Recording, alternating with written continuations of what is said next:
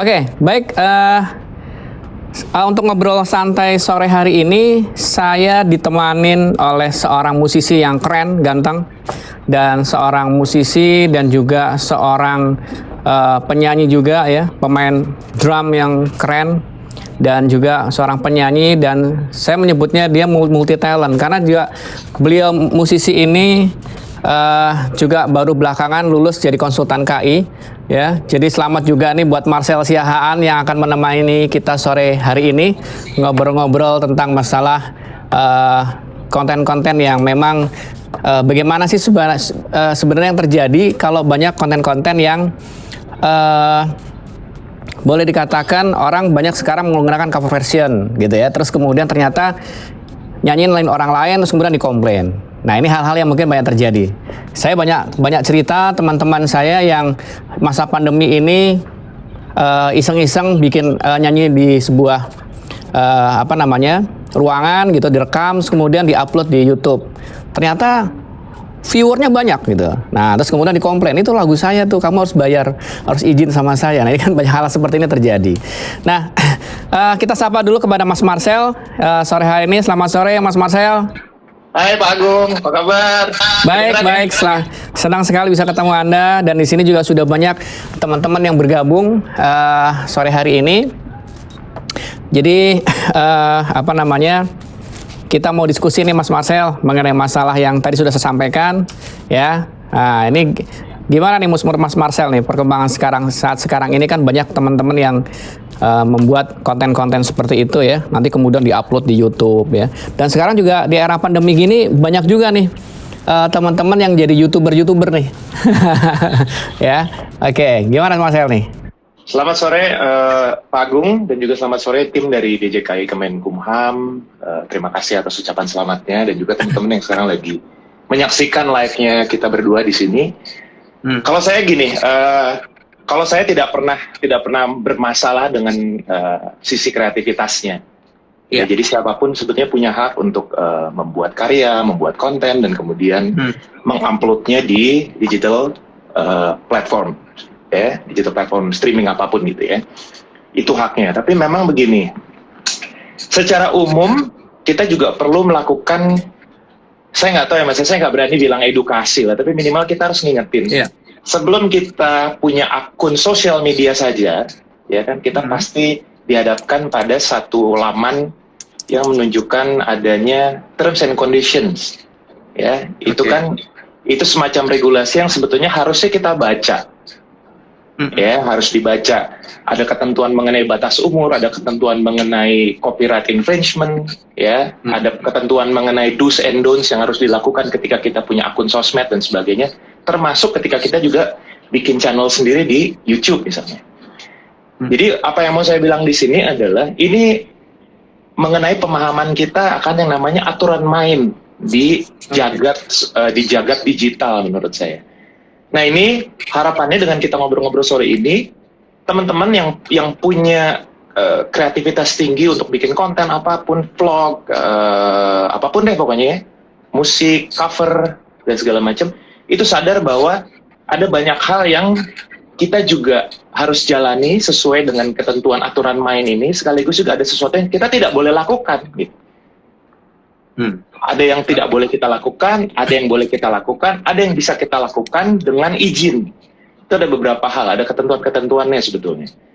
Nah, termasuk ketika misalnya kita membuat konten dan kemudian dikomplain, ya, dalam kasus ini misalnya kasus yang terakhir, ya, ada komplain ketika lagunya dipakai.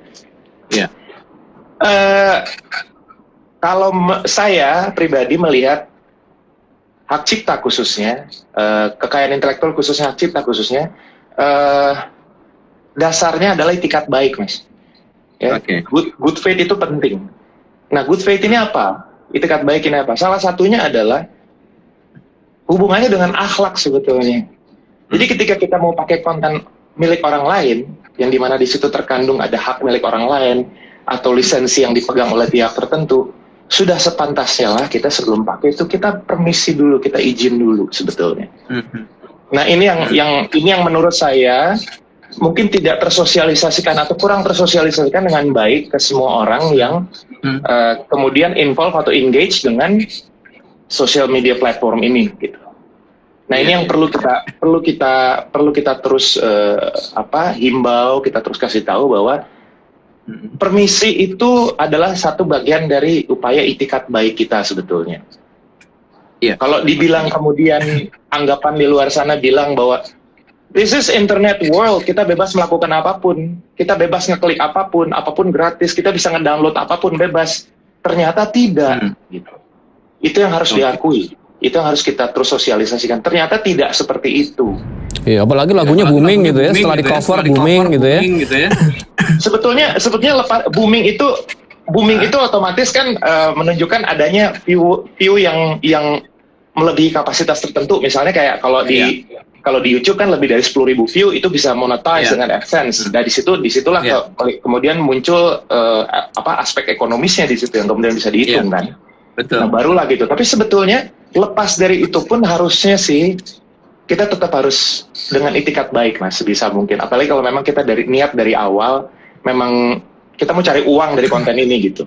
Iya. Ya kan? Karena ya itu tadi saya bilang itikat baik ini buat saya penting karena apa? Concern saya juga adalah apa? Profesi musik. Ini saya ngelenceng sedikit ya, Mas, saya izin ya. Profesi musik itu kan baru benar-benar diakui sekitar 10 tahun yang lalu ya. Iya, betul. Diakui sebagai profesi. Jadi buat saya keprihatinan saya adalah gimana caranya profesi musik ini kemudian dihargai, bukan hanya status untuk kemudian kita bisa tuliskan di KTP kita mengenai pekerjaannya apa, tapi juga untuk menunjukkan bahwa kita tuh subjek hukum. Kita adalah subjek, kita bukan lagi objek, gitu loh. Ya, saya selalu merasa ini harus terus dikedepankan supaya apa? Kita tidak lagi melihat segala sesuatu yang ada hubungannya dengan dunia musik ataupun musisi hanya melihat dari sisi wah kasihannya musisi ya gitu. Musisi itu harus dihargai, musisi itu harus dilindungi, jangan cuma dibajak terus, jangan cuma di-download illegal terus gitu. Tapi semua perspektifnya ini hanya dilihat atas dasar rasa belas kasih gitu, belas kasihan. Itu yang saya nggak mau. Karena apa? Ketika kita sudah diakui, kita sudah langsung berubah menjadi subjek hukum. Jadi status kita sama dengan profesi-profesi lain sebetulnya. Walaupun kita kadang-kadang ya jujur ya Mas. Iya, artinya gini, Mas, jadi banyak kan sekarang kan begini, para musisi ini atau orang yang artinya sekarang jadi YouTuber menjadi satu profesi, apalagi dia untuk cover version gitu ya, nyanyi gitu ya. Karena dia melihat sukses story beberapa orang, wah dia bisa dapat viewer yang banyak, terus kemudian dia dapat uang dari ketika dia jadi YouTuber gitu kan. Nah, tapi di lain pihak, kalau kita lihat juga sebetulnya seperti kata Mas Marcel tadi, sebenarnya banyak orang yang nggak ngerti hak-haknya dia sebagai seorang pencipta lagu gitu ya, atau kemudian sebagai performer, sebagai pelaku gitu ya, dan kemudian mereka melakukan itu artinya nggak tahu hak-haknya, artinya ketika katakanlah dia bikin konten yang original ya, dibuat sendiri terus kemudian ditiru orang, nah dia nggak tahu harus berbuat apa. Ini kan yang terjadi sekarang seperti itu dan gitu. Nah ini pengalaman Mas Marcel sendiri gimana sih? Mungkin dari lagunya Mas Marcel sendiri pernah nggak sih ada yang melakukan cover seperti itu, terus kemudian apa yang dilakukan Mas Marcel untuk menghadapi orang-orang yang seperti itu, yang katakanlah seperti contohnya mau dibawa kemana gitu kan, di cover orang, terus kemudian lagu itu jadi lebih booming, lebih viewernya lebih banyak dari Mas Marcel gitu kan. Nah terus kemudian, nah itu gimana Mas kayak gitu? Kalau saya pribadi sebagai pribadi saya bangga Mas ya, ketika di cover begitu saya bangga karena pada akhirnya saya bisa melihat ini itu bagian dari lagu saya kemudian dikenal, dan itu pun kalau contohnya mau dibawa kemana itu pun sebetulnya kan lagunya milik Armada yang saya cover gitu sebetulnya. Iya betul. Ya. Cuman ya saya senang akhirnya orang bisa mengcover, itu kan berarti salah satu benefit yang saya dapatkan adalah orang jadi lebih kenal saya. Setelah itu ketika mereka mendengarkan mau dibawa kemana, otomatis mereka ketika di streaming platform mereka ngelihat, oh Mas Marcel tuh ternyata albumnya sudah ada 7 album. Akhirnya mereka bisa Iya. lihat lagi lagu-lagunya dan sebagainya. Belum lagi kalau misalnya spesifik mengenai mau dibawa kemana, mereka jadi lihat lagi playlistnya Armada, mereka jadi lihat lagi. Sebetulnya itu punya collateral effect yang sangat bagus ke saya juga, ke Armada juga, dan juga ke Iya. banyak hal sebetulnya. Nah, cuman kembali lagi, ketika sudah berhadapan dengan yang namanya aspek ekonomis ini tadi, itu kan tadi kita berbicara mengenai aspek Iya. moral ya, Betul, aspek betul. moral dari cipta gitu. Kalau kita berbicara mengenai aspek ekonomis, dia harus sadar bahwa ketika dia mencapai satu level tertentu dan itu kemudian termonetize dengan AdSense atau iklan atau advertisement yang kemudian membuahkan penghasilan secara ekonomis, ya dia harus dengan itikat baik melaporkan itu kepada siapapun yang memegang lisensi lagu-lagunya. Kalau menurut saya gini, Mas, itu aja sih. Ya, jadi dan memang kalau saya pribadi terus terang ya, saya ada rasa bersalahnya juga karena seharusnya saya punya tanggung jawab untuk ngasih tahu ini gitu loh. Iya. Ya, saya pribadi gitu. Ya, syukur-syukur teman-teman yang lain sebagai musisi juga sadar hak-haknya mengenai hak cipta, mengenai hak performance dan sebagainya. Moga-moga dia bisa cerita ke teman-temannya untuk kemudian disebar luaskan words of mouth gitu. Dia cerita ke siapa aja untuk kemudian tersebar. Cuman saya pribadi terus terang, Mas, saya juga kan sebagai pelaku dan saya juga merasakan efek-efeknya, sekaligus saya juga mendalami aspek hukumnya. Jadi saya terus terang saya punya rasa bersalah juga sedikit ketika saya belum secara maksimal melakukan sosialisasi ini gitu. Itu sih sebetulnya. Ya, artinya memang untuk sosialisasi masalah hak cipta ini menjadi tanggung jawab kita bersama, nggak cuma DJKI saja, tapi juga Harus, Mas, ya. semua menjadi tanggung jawab kita semua. Kita harus duduk bareng ya, dan kemudian ini juga menjadi hal-hal yang sangat menarik adalah perkembangan sekarang. Tadi saya sepakat dengan kata Mas Marcel tadi bahwa sebenarnya hal-hal yang harus diperhatikan lagi tadi adalah kita harus tahu apa sih hak-hak yang dimiliki oleh seorang pencipta lagu gitu ya. Seperti contohnya pencipta lagu kan punya hak, dia punya hak moral dan hak ekonomi gitu ya. Nah, sering kita melihat ya, artinya kalau bicara hak moral kan Mas Marcel juga tahu bahwa kita nggak boleh menghilangkan nama pencipta, kemudian nggak boleh menghilangkan merubah konten tanpa izin gitu ya, merubah kontennya gitu. Terus kemudian, nah sekarang perkembangan yang terjadi kan sering terjadi nih umpamanya lagu ini sebenarnya lagu dewasa gitu ya, terus kemudian dirubah nih teksnya jadi lagu anak-anak. Nah itu kan kita banyak ya, artinya di YouTube sendiri juga banyak tuh seperti itu. Artinya hal-hal seperti itu bahkan ada yang menarik lagi, yang lagunya tadinya lagu-lagu yang percintaan, kemudian teksnya diganti menjadi nuansa religi umpamanya. Iya. Itu kan terjadi. Terjadi. Atau dipakai untuk kepentingan kampanye politik misalnya. Nah, itu. Iya.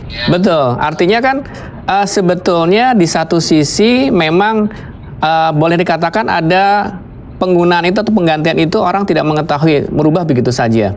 Padahal ada hak moral yang dilanggar. Atau katakan lagu tadi dengan argumen, loh saya kan bukan untuk kepentingan komersial. Ya kan? Nah, terus kemudian hal-hal seperti ini menjadi hal yang biasa gitu kan. Terus kemudian orang bilang, loh saya bukan komersial kan, saya nggak ada hak ekonominya dong. Nah ini yang terjadi sekarang, fenomenanya seperti itu Mas Marcel. Yang terjadi kalau kita lihat di YouTube, coba persentasenya sekian persen pasti kita bisa melihat ada hal-hal seperti tadi yang terjadi gitu. Nah ini menurut Mas Ari gimana nih kayak gini nih? Kalau menurut saya alasan untuk tujuan alasannya awalnya saya misalnya tujuannya adalah ini non komersil kok.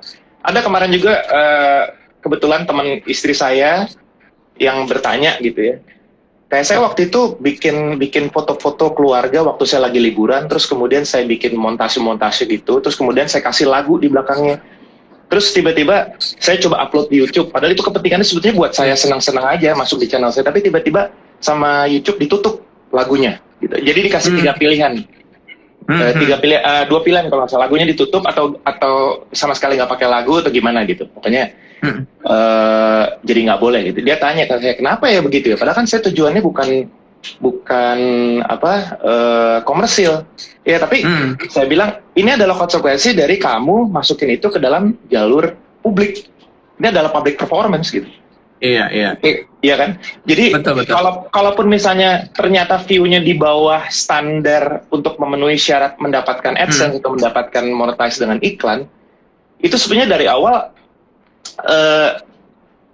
harusnya dia sudah memikirkan untuk bagaimana caranya harus punya izin.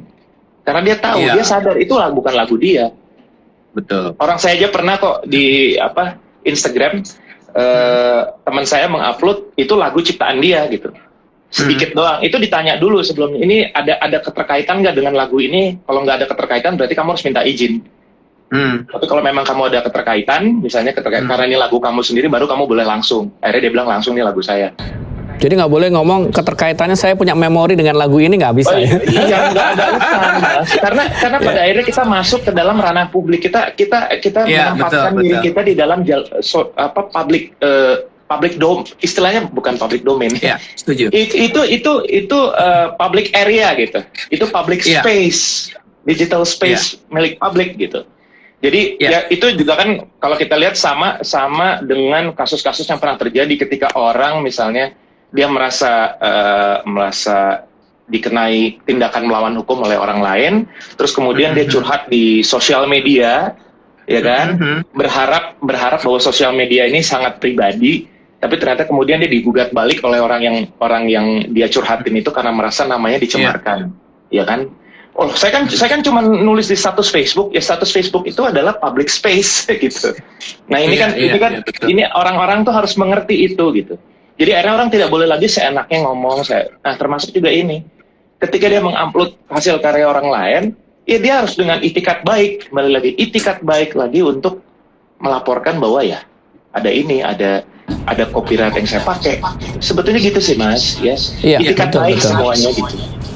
Betul. Jadi memang tadi saya juga sepakat dengan Mas Marcel tadi bahwa memang sebetulnya sudah mulai mengedukasi teman-teman yang kreator-kreator muda ini atau kreator-kreator yang sekarang banyak menjadi YouTuber dadakan segala macam gitu ya. Nah, memang ini jadi persoalan kaitannya dengan tadi banyak orang merubah ya. Terus kemudian sekarang tidak sekedar merubah lagi, tapi orang inspiring, gitu ya. Orang mengatakan inspiring dari lagu satu lagu tertentu, gitu ya. Tapi ternyata di dalam lagu tadi, ternyata dia mengambil bagian dari lagu orang lain, gitu kan? Nah, ini yang sangat menarik sekali. Artinya ini menarik sekali, Mas, seru nih ngobrolnya. Iya, seru karena ini yang berkembang sekarang ini, yang berkembang. Jadi sebelum Mas Marcel nanya, saya nanya duluan nih. Jadi nanya duluan nih. Jadi, oke. Jadi sebenarnya sekarang begini. Konsepnya adalah ketika orang mengatakan tadi, kita sepakat kalau mengambil lagu orang lain, terus kemudian merubah teksnya gitu ya, yang tadinya lagu orang dewasa terus dirubah teksnya jadi lagu anak-anak. Kita sepakat harus minta izin kan gitu. Memang Undang-Undang Hak Cipta di pasal 5 Undang-Undang Hak Cipta juga mengatakan itu harus minta izin. Terlepas dari masalah hak ekonomi atau untuk kepentingan non komersial. Nah, apalagi kalau untuk kepentingan komersial harus minta izin. Nah, kemudian sekarang ada orang mengatakan saya terinspirasi nih. Nah, tapi kalau dilihat dari beberapa bagian-bagian tertentu lagu tadi, ternyata memang motif musiknya itu sama gitu dengan lagu yang sudah terdahulu gitu kan. Nah, akhirnya orang mengatakan wah ini plagiat nih, gitu kan, plagiat dari sebuah lagu.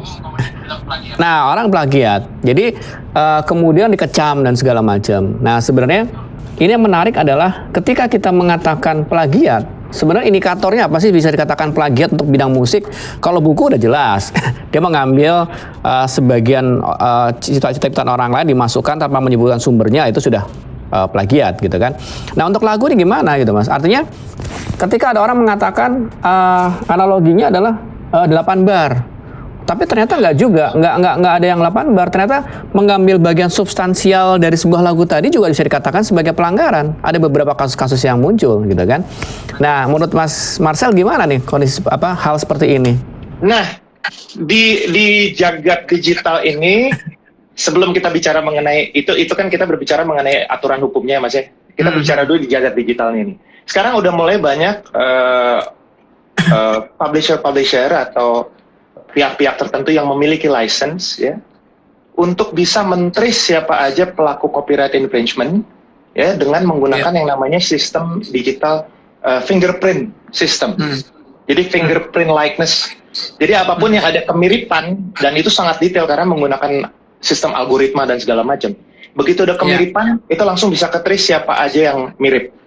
Ya. Betul. Di satu sisi itu bagus, itu kan salah satu saya bilang itu sistem kontrol teknologi gitu ya. Bagaimana mereka menjaga copyright mereka dari infringement, dari fraud, dari pemalsuan dan segala macam. Tapi di satu sisi ini juga membuahkan satu bahan diskusi yang menarik ketika kita berbicara mengenai urusan gimana meregulasikannya itu. Ya, kalau dulu kembali di Undang-Undang tahun 2002 kan metodenya adalah metode kuantitatif. Kita bicara mengenai berapa bar, kita bicara mengenai berapa not yang dipakai dan sebagainya. Dan kemudian di 2014 undang-undang berubah menjadi unsur substansial. Unsur substansial itu yang penting, khas, unik. Nah, ini tuh yang akan jadi perdebatan adalah masih ada pihak-pihak tertentu yang kalau dibandingkan dengan undang-undang ini kita panggilnya yang konservatif nih. Yang dulu yang old school dan new school. Yang dulu beranggapan bahwa kalau misalnya unsur substansial itu menjadi kabur, menjadi terlalu luas gitu. Jangan-jangan nanti yang bukan hanya not dan melodi aja, tapi bisa style, bisa ambience musik dan segala macam. Itu bahaya kalau gitu. Orang jadi semuanya bisa kena. Jadi kayak istilahnya terlalu meluaskan gitu. Iya. Ya. Nah, cuman di satu sisi itu bagus memberikan satu efek yang lebih spesifik kayak misalnya substansial, yang penting, yang khas. Jadi kasarnya begini, kalau kita dengar satu lagu ada bagian hook yang kemudian kita otomatis asumsi kita mengarah kepada satu lagu, itu sebenarnya bisa dijadikan bukti bahwa ini sudah ada kemiripan gitu loh. Dan sudah bisa dimintakan pertanggungjawaban. Saya tidak bilang melanggar ya. Gitu. Tapi ketika misalnya memang kalau yang dulu kan jelas gitu.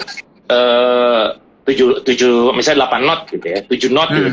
Dia bisa aja kan orang bikin 7 not gitu loh. Misalnya yang dilarang adalah melebihi 8 not, tapi ternyata karena dia tahu lebihi 8 not itu bisa ketahuan, akhirnya dia bikin cuma 7 not. Cuman kan kita mendengar apa yang signifikan dari sebuah lagu gitu loh. Bisa jadi di cuma 3-4 not pertama yang signifikan, begitu dengar 3-4 not kita langsung tahu itu intronya lagu itu misalnya. Itu hal-hal yang kemudian disarikan di undang-undang sekarang menjadi hal yang substansial dengan metode kualitatif. Cuman memang yang akan jadi perdebatan terus-menerus adalah kita harus menentukan sebetulnya, bahkan menurut saya penjelasan pasal 44 ini yang mengandung istilah unsur substansial ini pun perlu diberikan batasan. Karena di penjelasan kan dibilang penting, unsur yang penting, unik dan khas. Itu sebetulnya menurut saya kata-katanya masih agak luas, Mas. Gitu. Kita perlu bikin spesifikasi yang jelas, yang penting itu seperti apa, ya, yang unik itu seperti apa, yang khas itu seperti apa. Gitu. Kalau saya pribadi mengenai kasus yang kemarin, yang terjadi, yang rame, yang viral ini, kalau saya pribadi saya mengarah kepada itu bisa dikatakan melanggar karena ada unsur-unsur substansial di situ. Bahkan menurut saya judulnya pun sudah mengandung yang kita bilang sebagai unsur substansial. Karena nyerempet lagu judulnya ya. Iya, itu sudah memberikan kita asumsi untuk mengarahkan pada lagu tertentu. Udah gitu pas kita dengar lagunya ada bagian hook yang menurut saya itu menjadi hook di lagu original yang dipakai di situ. Gitu. Nah, itu menurut saya kalau mengacu kepada undang-undang ini ya, pasal 44 di Undang-Undang 28 itu bisa termasuk gitu. Walaupun ini pasti akan menimbulkan perdebatan banyak kok. Saya juga banyak berseberangan argumen dengan bahkan beberapa pengamat musik, dan saya nggak masalah. Buat saya ini memang terus jadi perbatasan, selalu jadi akan pembahasan, dan harapannya dengan pembahasan ini kita bisa menemukan penjelasan yang lebih spesifik lagi gitu loh. apakah mungkin ya kita bisa revisi aturannya misalnya untuk pasal itu, atau mungkin misalnya contoh kita perlu mungkin membuat semacam kayak body atau badan khusus untuk bisa ngukur ya, yang isinya adalah orang yang memang paham musikologi isinya, misalnya pakar-pakar musik misalnya, untuk menentukan oke, sebetulnya yang unik itu seperti apa, yang penting itu seperti apa, yang khas itu seperti apa, supaya mencegah ketidakpastian hukum gitu. Iya, setuju. Iya, karena kalau memang ya kan? Iya, setuju. Ya, unsur substansial ini bisa menjadi lebih spesifik, jadi patokan yang bagus, tapi bisa juga jadi wah kabur kemana-mana gitu. Iya, karena ini kan kaitan dengan kreativitas juga ya Mas Marcel ya. Betul. Saya cuma takutnya nanti seperti kayak kasus kemarin gitu ya. Saya takutnya jadi orang-orang yang punya kreativitas jadi takut mau bikin lagu, mau bikin karya gitu sebetulnya gitu. Iya. Tapi ya moga-moga dengan obrolan kita kali ini ya semuanya juga jadi lebih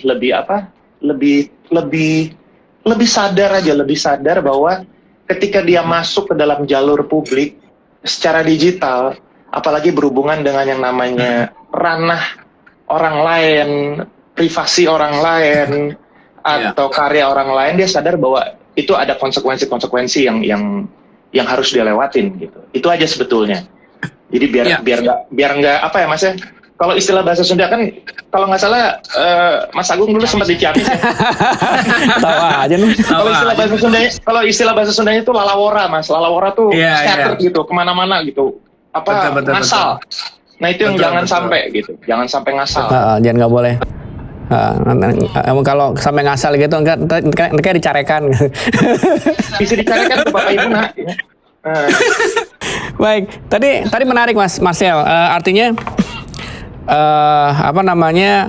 ini menjadi bahan diskusi kita berikutnya nih kayaknya kita masih berlanjut nih. Artinya untuk merumuskan ini kalau kita bicara plagiat, tadi seperti contohnya tadi dari pasal 44 tadi kan mengambil sebagian dan yang bersifat khas. Ini kan memang perlu ada perumusan lagi agar mungkin para kreator-kreator yang membuat konten-konten atau mungkin juga yang akan membuat sebuah karya-karya musik yang baru, jadi tidak mengekang kreativitas mereka nih. Gitu ya. Jadi mungkin oke lah kalau mungkin tidak mungkin dibuatkan sebuah lembaga atau body, tapi paling tidak ada satu clue yang disepakati oleh semua. Betul. Kalangan. Dan itu imperatif ya Mas. Jadi imperatif dalam arti secara hukum dan kemudian bisa jadi presiden secara hukum. Jadi kalau misalnya ada kasus-kasus yang ternyata harus diselesaikan di pengadilan niaga, ya misalnya harus diselesaikan di pengadilan niaga, hakim bisa dengan yakin dan firm menggunakan hal-hal yang diputuskan oleh badan tersebut gitu harapannya. Oke. Ini nanti betul saya setuju tadi mengenai pendapat itu, nanti mungkin ini menjadi planning kita ke depan untuk diskusi, artinya bukan sekedar diskusi saja tapi kita harus menindaklanjuti karena kasus-kasus seperti ini akan terus berlanjut, betul. Saya setuju. Ini akan muncul lagi dan akan ada orang yang ketakutan. Saya takut di penjara nih. Nah, akan seperti itu. Padahal kan sebetulnya kan nggak gitu ya, Mas ya, makanya. Iya, betul. Padahal di rejimnya kekayaan intelektual itu sedapat mungkin kita selesaikan dengan yang namanya mediasi, perundingan, betul. arbitrase, Setuju. dan sebagainya. Tidak betul harus. sekali. Jadi buat teman-teman yang kemarin merasa bahwa si pelaku dalam tanda kutip ini kemudian akan dipenjara, nggak segitunya juga, ya nggak segitu. Tapi memang ada konsekuensi yang harus dijalanin. Salah satunya adalah ya duduk bareng-bareng, ngobrol, mediasi, ngobrolin lagi dan sebagainya gitu. Ya, setuju. Memang itu yang harus diedukasi ke mereka, Mas. Nah, kemudian ada satu hal lagi yang mungkin yang menarik lagi adalah ketika sekarang ada satu perilaku yang sering terjadi. Kalau seseorang nonton satu konser tertentu gitu ya, kemudian dia merekam dengan kamera handphonenya atau dengan disebut dengan videographer gitu ya, mereka dengan kameranya segala macam, terus kemudian diupload di YouTube. Padahal itu bukan officialnya Mas Marcel gitu kan. Ini banyak terjadi seperti itu. Artinya memang sebetulnya dari segi haknya si pelaku ya sudah dijamin di undang-undang di pasal 23. Kalau ada orang memfiksasi, merekam, kalau dia melarang boleh saja gitu kan. Nah, tapi ini banyak terjadi gitu loh. YouTube juga Nah sebenarnya sekarang apakah memang, jadi saya bertanya, apa YouTube nggak tahu bahwa ini kalau tanpa persetujuan dari performersnya melanggar juga, kan gitu. Artinya kan sekarang banyak, mungkin di satu sisi juga ada orang seru-seruan gitu, gue udah nonton konsernya Marcel nih, ini video rekamannya, terus kemudian diupload di YouTube. Teman-temannya nggak mau kalah, gue berdirinya di depan, persis depan panggung, gue langsung nge-shoot Marcel di depan panggung. Itu jadi lucu-lucuan dan akhirnya, dan itu videonya satu lagu yang jadi kenangan mereka dimasukin ke situ. Nah ini kan sering terjadi seperti itu. Nah ini gimana Mas, kalau menurut Mas Marcel nih? Sejujurnya gini, saya bercerita dari yang ini dulu ya, dari yang teknis yang saya tahu, yang kurang lebih sedikit saya tahu. Biasanya kalau orang mengupload video dia nonton live misalnya itu, kembali lagi kan, kalau di kita kan konsepnya kan semuanya pengaduan ya, berdasarkan pengaduan. Betul, Kan kita betul. pun Cipta pun kan atas dasar delik aduan sebenarnya, pengaduan. Iya. Nah, yang saya rasa yang terjadi adalah kalau di YouTube dia juga menunggu pengaduan dari copyright ownernya. Jadi selama Betul. tidak ada pengaduan, YouTube hanya menyediakan sarana aja, dia hanya menyediakan lautan aja, silahkan. Jadi seperti misalnya, ya udah pokoknya kamu udah buka akun di sini, silakan gitu. Tapi nanti ketika ada orang yang merasa copyrightnya terganggu, infringe gitu, ya dia boleh mengadukan dan minta YouTube untuk misalnya men-take down konten itu, misalnya gitu. Itu paling sejauh itu sih paling begitu Mas. Nah cuman ini sekarang saya cerita dari yang lucu-lucuannya gitu ya istilahnya. Iya. Saya kadang-kadang suka nggak ngerti sama orang yang nonton, terus kemudian videoin, terus kemudian dia upload. Lucu aja saya ngelihat behavior orang ya, social behavior orang atau apa istilahnya ya, perilaku orang datang ke konser gitu. Mereka lebih memikirkan gimana caranya konser itu direkam di handphone mereka ketimbang mereka menikmati konser gitu. Itu yang saya bingung. Iya, betul. Kalau saya pribadi Mas Agung, saya datang ke konser, saya bayar sampai ya buka-bukannya saya kadang-kadang bayar kalau nonton konser band yang saya suka banget, band internasional tuh sampai ya di atas 2 juta gitu satu tiket gitu ya. Iya.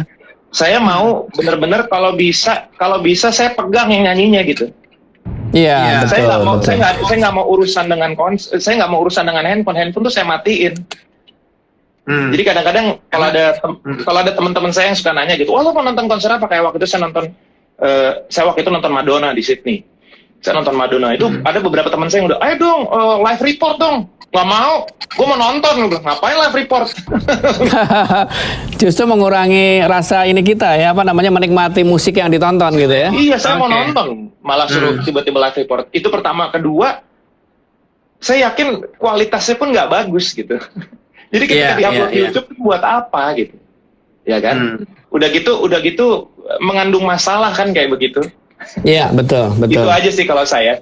Nah, cuman ya kembali lagi mekanismenya saya rasa seperti itu Mas. Karena biasanya YouTube itu sejauh ini masih belum merasa harus bertanggung jawab atas kontennya, kecuali memang kontennya ada beberapa yang di terms and conditions dikasih tahu bahwa tidak mengandung misalnya pornografi atau mengandung ya sara kalau di kita istilahnya kayak gitu-gitu, terus kekerasan atau violence atau apa gitu.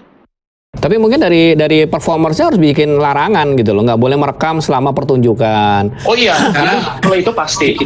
Iya kan? Ada. Saya pernah menonton sebuah musikal di London itu. Iya. Ketika sebelah saya ada yang merekam, itu langsung dipanggil oleh keamanannya, langsung langsung nggak boleh gitu kan. Iya. Nah itu yang terjadi. Mungkin bisa jadi bisa dilakukan seperti itu gitu. Jadi dilakukan tindakan-tindakan seperti itu gitu. Kalau perlu bahkan gini, kalaupun misalnya mereka merekam tapi benar-benar pakai alat misalnya kayak signal jammer atau benar-benar sama sekali nggak bisa memfoto atau apa, pasti ada itu teknologinya, saya yakin. Jadi begitu konser ya sama sekali kita nggak bisa pegang HP atau HP-nya dikonfiskate di awal. Jadi begitu masuk dititipin semua. Bisa kayak begitu ya. Untuk tempat-tempat tertentu misalnya bisa kayak gitu dititipkan. Tapi kadang-kadang suka ada ini juga Mas, dia bilang si penyanyi juga, tolong nyalakan flash handphonenya. Gitu kan? Iya. Supaya suasananya. Iya, tapi biasanya kalau di saya di performer biasanya, maksudnya di saya sebagai performernya biasanya kalau memang dari awal kita sudah sepakat bahwa no phones allowed gitu ya. ya kita tidak akan mengeluarkan gimmick untuk keluarin handphonenya gitu. Dari kita, dari performanya pun kita tidak akan mengeluarkan gimmick bahwa harus keluarkan handphone dengan light gitu. Jadi memang dari awal kita sudah sepakatin itu. Dan saya rasa ini juga akan apa ya Mas ya, akan membuat pertunjukan juga jadi lebih bermakna buat sebagian banyak penonton gitu. Karena saya pernah merasakan nonton di sebuah konser di mana di depan saya itu semuanya mainan handphone. Bahkan ada yang bawa iPad, Mas. Bayangin bawa iPad yang segede-gede gelabak gitu di depan kepala saya. Maksudnya, dan mereka tidak sadar bahwa itu mengganggu. Itu mengganggu kan. Semua datang ke sana kan bukan mau untuk nonton ya. Kalau saya pribadi nonton ke konser, ya karena saya cinta sama performance-nya dan saya pengen nonton. Itu adalah musisi-musisi yang dulu mempengaruhi saya ketika saya kecil dan segala. Jadi saya punya romantisme tersendiri terhadap siapa yang konser. Nah, dan kemudian saya harus bersama-sama nonton konser dengan orang-orang yang kesana cuman buat mereka mungkin ya dari 20 lagu repertoire itu mereka mungkin cuma tahu 1-2 lagu dan mereka datang ke sana hanya untuk selfie dan lapor ke teman-temannya dan cuman nge-upload di IG story bahwa mereka ada di situ, tapi ya the whole konser mereka nggak ngerti apa-apa sebetulnya karena ya itu tadi cuman apa ya istilahnya cuman korban trending doang bahwa wah ini betul. Ini apa artis gede itu ramai deh pokoknya saya datang aja yang penting asal bisa selfie, tapi dia nggak ngerti dan itu kan sebetulnya itu mengganggu. Nah yang hal-hal yang kayak gini sebetulnya yang jadi apa ya kelucuan ketika ke konser sebetulnya. Iya sebetulnya untuk pamer aja gitu ya. Baik Mas Marcel, ini ada beberapa pertanyaan sudah ada masuk beberapa pertanyaan dari teman-teman kita yang ngikut nonton pada sore hari ini ya. Ini ada pertanyaan dari Hugekia. Jadi apa upaya represif buat pelanggaran yang udah terlanjur dipublikasi gimana ya? Kalau menurut Mas Marcel gimana nih? Jadi yang udah supaya udah ada jadi ini jelas pelanggaran nih gitu kan? Seperti tadi yang keburu diupload. Terus kalau menurut Mas Marcel gimana nih kalau seperti ini? Kecenderungannya harus gimana nih? Menurut saya sih itikat baiknya adalah ya sebisa mungkin mencari siapa pemilik kontennya, pemilik konten aslinya, original songnya siapa. Apakah itu dimiliki oleh perorangan dalam arti songwriternya, atau misalnya songwriter tersebut telah menandatangani kontrak dengan publishernya. Ya otomatis kita harus menghubungi publishernya kan. Betul, untuk kemudian kita tanya gimana lagu-lagunya begini-begini. Saya yakin ya, saya percaya gitu. Apa yang diberlakukan, sistem yang diberlakukan di negara luar, di Amerika misalnya, atau yang semuanya kan kita tahu ya Mas ya, banyak dari aspek hukum ini kan berdasarkan treaty international treaties gitu. Tapi kan pada akhirnya ketika international treaties itu kita ratifikasi dan kita sepakat ini kemudian untuk diimplementasikan jadi hukum lokal, kan pasti akan ada penerapan yang juga disesuaikan dengan sosiokultur gitu kan, kultur bisnis, kultur masyarakatnya, budaya dan segala macam gitu loh. Betul. Dan saya yakin itikat baik ini kalau di Indonesia khususnya ya, walaupun mungkin banyak orang yang memilih untuk cuek, nggak peduli dengan aturan, tapi ketika misalnya dia sadar itikat baik itu pasti keluar gitu. Dan moga-moga dengan pola yang kita terapkan secara positif mengenai unsur itikat baik ini, semuanya pasti bisa diselesaikan dengan baik. Intinya adalah ya kalau misalnya sudah terlanjur diupload ya kita mohon maaf, kita permisi gitu, kita lihat. Yang penting kita melakukan pelaporan kepada yang pemiliknya gitu. Betul. Karena biar ini bukan hanya masalah membayar remunerasi gitu ya, membayar imbalan atas apa yang kita pakai dari konten tersebut, tapi juga mengenai penghargaan. Itu tadi saya bilang, penghargaan yang bukan, sekali lagi karena kita subjek hukum, kita juga nggak mohon untuk dihargai Mas gitu. Hargain kita dong musisi, enggak sorry gitu. Saya sangat concern dengan value-nya musisi gitu. Saya nggak mau lagi musisi itu dilihat seperti orang-orang yang mengemis-ngemis minta dikasihani gitu. Saya nggak mau gitu. Kita ini subjek hukum gitu. Tanpa harus kau menghormati atau siapapun menghormati kita sudah terhormat posisi kita. Kita adalah subjek hukum. Gitu. Itu yang harus dilihat. Jadi kembali lagi kalau tadi pertanyaannya tadi itu aja sih. Itikat baik aja, lapor aja. Betul. Memang ini juga ada berkaitan dengan pertanyaan berikutnya dari Le Petit Prince 87. Ini hampir berdekatan juga. Sebenarnya tadi juga Mas Marcel juga kita sepakat tadi dengan yang disebutkan di awal tadi. Pertanyaannya, apakah ada ketentuan di undang-undang bahwa platform bertanggung jawab atas upload pihak ketiga? Jadi, apakah ada ketentuan di undang-undang bahwa platform bertanggung jawab atas upload pihak ketiga? Saya Nah, ini kan sebetulnya ini juga salah satu yang perlu kita diskusikan ya Mas ya. Ini nih. betul. Jadi memang sebetulnya pihak-pihak yang platform ini memang harus menambah ketentuan di dalam menambah requirement di dalam jadi ada ketentuan-ketentuan yang ketika orang akan mengupload, di situ ada beberapa ketentuan-ketentuan yang memang juga harus ditambahkan gitu ya. Dan memang sebenarnya ini menjadi tanggung jawab dari platform tadi, karena ini isunya terkait juga dengan konten-konten yang tidak melanggar gitu ya. Dan ini memang sebetulnya kita disebut dengan safe harbor. Jadi memang di dalam dunia internet tuh, iya, di safe harbor ini kan konten-konten yang ada di internet tadi itu lepas dari hasil-hasil pelanggaran. Jadi mungkin ini juga yang harus disebut di platform tadi memang harus menyadari bahwa ini adalah pelanggaran. Artinya kan platform tadi tentunya ketika ada pelanggaran di sana, tentunya dia juga harus ikut bertanggung jawab bahwa ternyata konten-konten tadi adalah konten-konten yang merugikan banyak pihak gitu ya. Dan juga harus ada mekanisme di mana kalau bicara undang-undang hak cipta, ya jelas di undang-undang hak cipta sudah jelas bahwa melakukan komunikasi kepada publik atau communication to the public, melakukan streaming segala macam tanpa izin dari broadcasting itu juga merupakan pelanggaran kan gitu. Nah, artinya dari segi undang-undang hak cipta di Indonesia terkait dengan hak-hak dari pencipta maupun dari pelaku hak terkait segala macam, ya itu sudah diatur seperti itu. Jadi ini harus dilindungi hak-hak mereka gitu ya. Dan saya juga sepakat tadi dengan Mas Marcel bahwa para kreator-kreator ini harus bisa mengedukasi dirinya sendiri ketika dia akan masuk ke sebuah situs. Dia harus baca ketentuannya apa sih sebetulnya yang dibolehkan, kemudian yang dilarang seperti apa, begitu kan. Nah, ini memang tadi saya sepakat seperti itu. Jadi memang kita harus pintar-pintar mengedukasi diri kita sendiri supaya kita tidak terjerat pada masalah-masalah hukum. Nah, ini juga ada beberapa kaitannya lagi di sini. Ini ada pertanyaan dari Irma Danis, kalau lagu KKI Aku Bukan Boneka melanggar enggak, katanya gitu. Tadi kayaknya udah jawab deh Mas. Tadi kita udah jawab ya.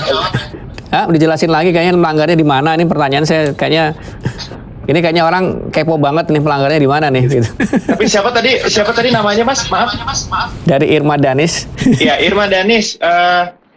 Pokoknya harus ingat bahwa apapun itu yang memutuskan adalah sebetulnya pihak yang berwenang ya, berwenang memutuskan, salah satunya adalah hakim jika memang ini harus sampai ke pengadilan. Tapi kalau misalnya Irma tanya sama saya, nanti mungkin bisa tanya langsung sama Pak Agung pendapatnya gimana. Kalau saya pribadi ya mengacu kepada pasal 44 itu sudah dapat dikatakan melanggar.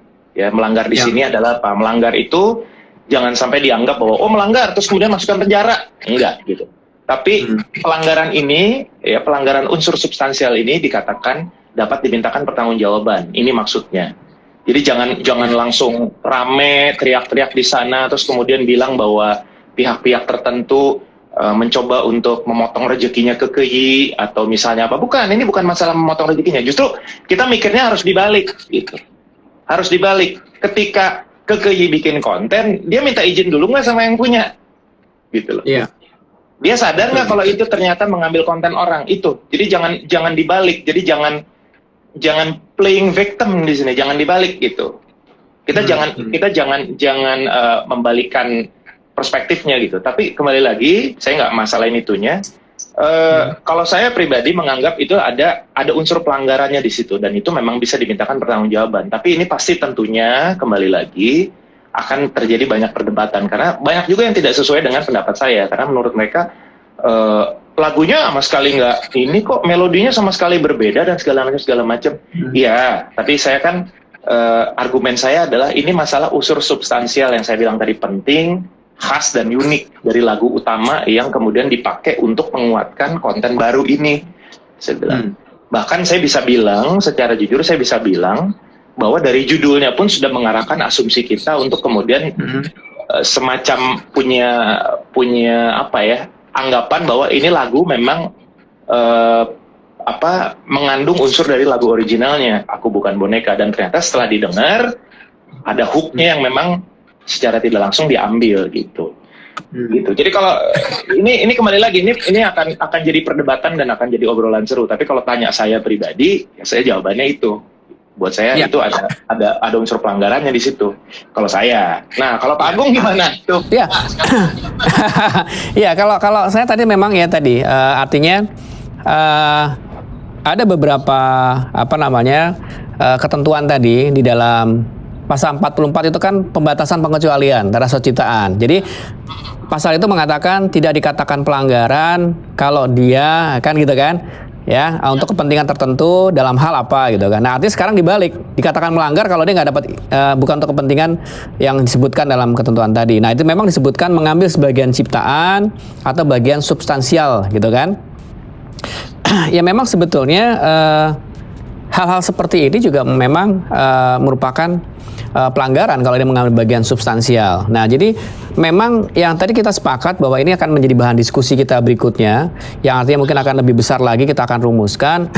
Artinya sebetulnya yang substansial itu bagaimana sih batasannya? Tadi juga ada pertanyaan dari penanya tadi, bagaimana sih indikatornya untuk dikatakan patokannya seperti apa? Nah, ini memang belum ada rumusan yang detail, bahkan undang-undang memang belum merumuskan secara rinci mengenai itu bagian substansial.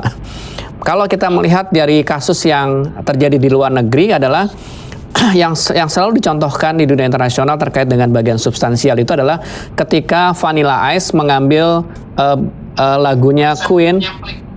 Iya, Under Pressure. Itu kan nggak sampai 8 bar, tapi ada substansial. Orang kalau lihat dengar lagu Under Pressure yang hanya berapa bait itu, orang mengatakan bahwa ini lagunya Queen gitu kan. Nah itu substansial seperti itu.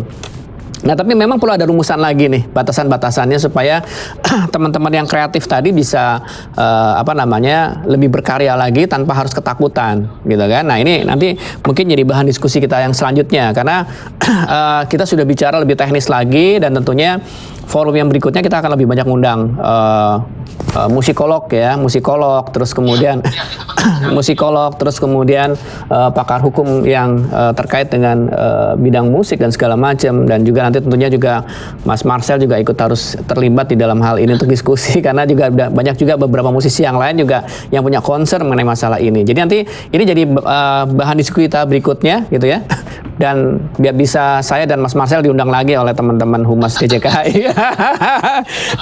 Baik, ini ada lagi pertanyaan, artinya ini masih pertanyaan tadi dikaitkan dengan fair use, nih Mas. Jadi artinya mohon. Itu pengacara hak itu Mas, namanya Iya betul. Udah baca ya? Ya.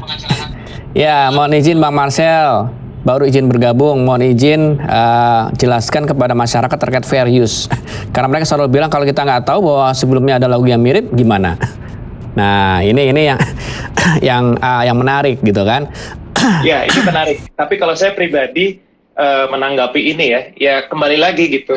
Kalau kita berbicara hukum, kita tidak bisa mengatakan bahwa kalau kita nggak tahu bahwa sebelumnya ada lagu yang mirip, gimana? Gitu. Nah ini susahnya. Inilah dilemanya sebetulnya. Makanya memang kita perlu terus mengedukasi, karena buat saya begini, industri musik itu ngeri-ngeri sedap, Mas. Iya. Itu buat saya. Jadi kita nggak bisa masuk benar-benar terlalu awam sekali juga nggak bisa gitu. Iya. Kita benar-benar harus sudah mulai pelan-pelan mengedukasi bahwa ketika kita masuk itu ada konsekuensi. Kembali lagi, sebagai subjek hukum kita tentunya punya konsekuensi menjalani posisi kita sebagai pelaku industri musik atau pelaku ranah musik gitu. Jadi memang kita mau nggak mau harus punya punya semacam apa ya, guidance gitu, supaya kita nggak terlalu ngencar-ngencar kemana-mana gitu.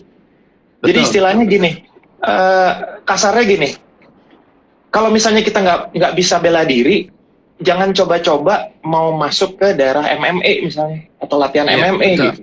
Karena kecuali kita memang sebelumnya kita membekali dulu dengan latihan-latihan tertentu, misalnya pengedukasian tertentu, sehingga kita kemudian bisa masuk latihan MMA. Tapi kalau kita benar-benar hanya modal nekat aja, menurut saya nggak cukup itu. Sorry to say, memang ternyata pada akhirnya industri musik ini, ranah musik ini tidak lagi kita berbicara, apalagi kalau udah berbicara mengenai hak ekonomis dan hak moral, kita tidak lagi berbicara mengenai musik sebagai hobi gitu. Kita di situ berbicara mengenai nafkah, kita berbicara mengenai profesi, kita berbicara mengenai tanggung jawab kita sebagai warga negara untuk bagaimana caranya, walaupun kita musisi kita harus bayar pajak dan sebagainya. Ya, ada tanggung jawab yang muncul bukan hanya sebagai musisi tapi juga sebagai subjek hukum tadi yang saya bilang. Jadi memang kita mau tidak mau ya kita nggak. Tapi ini correct me if I'm wrong. Maksudnya ini akan menjadi sangat menjadi bahan diskusi dan bahan perdebatan juga menanggapi Galang tadi bahwa ya kita nggak bisa bilang kalau kita nggak tahu sebelumnya ada lagu mirip gimana gitu ya. Karena apalagi sekarang digital mas. Digital itu kita bisa bandingkan dengan saya dulu ketika saya SMP gitu nyari referensi, ketika saya ngeband dulu untuk cari referensi band yang mau saya cover ketika manggung, itu susahnya setengah mati karena masih zaman kaset kan. Kalau sekarang kan kita nyari referensi, kita tinggal klik, kita cari di mana-mana kita bisa dapat. Jadi saya rasa kalau misalnya kita kemudian tidak membekali diri kita dengan referensi-referensi musik yang cukup, untuk kemudian kita tahu bahwa oh ini lagu ini mirip sama lagu ini, oh ini lagu ini yang mirip gitu.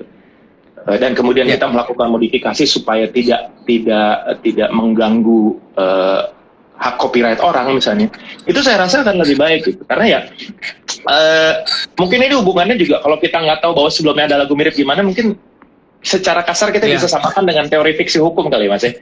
Kita nggak bisa kita nggak bisa bilang misalnya amit-amit gitu saya melakukan tindakan yang bertentangan dengan hukum gitu. Saya nggak bisa ngeles dengan bilang, waduh saya nggak tahu kalau ternyata ini melawan hukum gitu. Karena saya tinggal di Bintaro. Saya tinggal di Bintaro, jangan-jangan ini undang-undangnya cuma berlaku di Jakarta doang. Saya nggak tahu undang-undang di Jakarta. Kalau menurut saya pikirnya baik-baik aja di Bintaro gitu. Nggak bisa begitu gitu. Ya kan? Iya, betul. Saya rasa begitu sih jawabannya ya untuk menjawab Galang. Jadi fair use Tadi itu ya sebetulnya- pada akhirnya itikat baik lagi. Betul, setuju. Tapi tadi kaitan dengan fair use tadi, Mas Marcel, kita harus kaitkan juga dengan ketentuan yang ada di konvensi Bern. Kita harus indikatornya adalah dengan adanya 3-step test. Tiga langkah yang harus diperhatikan. Jadi apakah memang kalau untuk kata-kata fair use adalah untuk kasus-kasus tertentu, dan yang terpenting adalah langkah yang paling penting adalah tidak melanggar hak-haknya dalam hak-hak yang wajar dari seorang pencipta gitu ya. Dan eksploitasinya ini juga digunakan memang untuk kepentingan tertentu gitu loh. Jadi fair use tadi seperti contohnya umpamanya ada Marrakesh Treaty, itu ada orang semua boleh merubah ciptaan dari bentuk karya tulis menjadi bentuk yang lain tanpa seizin pencipta atau pemegang hak cipta untuk kepentingan disabilitas netra umpamanya, atau orang mengalami gangguan dalam penglihatan. Nah itu fair use gitu loh. Itu fair use untuk kasus-kasus tertentu yang eksploitasinya memang tertentu gitu loh. Jadi nggak bisa kalau orang Jawa bilang gebiah uyah disamaratakan begitu ya. Untuk kasus-kasus yang itu nggak bisa. Jadi harus kita lihat dulu kondisinya. Jadi 3-step test itu melakukan seperti itu. Ini ada pertanyaan lagi nih Mas Marcel. Bagaimana dengan konten acara televisi yang banyak menggunakan karya-karya video pendek yang beredar di Instagram atau YouTube? Nah, kira-kira jika keberatan kreator bisa menuntut apa enggak gitu kan? Ini artinya banyak. Seperti contohnya kita bisa lihat umpamanya lagunya Mas Marcel bisa masuk sebagai karya videonya pendek tadi masuk diselipkan terus kemudian sebagai background gitu kan? Banyak terjadi seperti itu Mas. Nah itu kayak gimana kayak gitu? Kalau saya pribadi ya maksudnya apapun itu, apalagi kalau saya kan di LMK hak terkait ya gitu.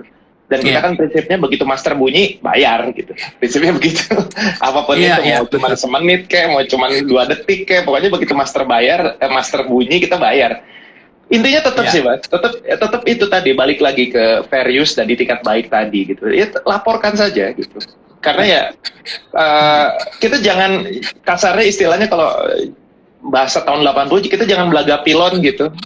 Iya, Belaga betul, pilon bahwa betul. itu tuh nggak ada yang punya gitu. Kecuali memang lagu-lagu tertentu misalnya sudah public domain ya misalnya gitu.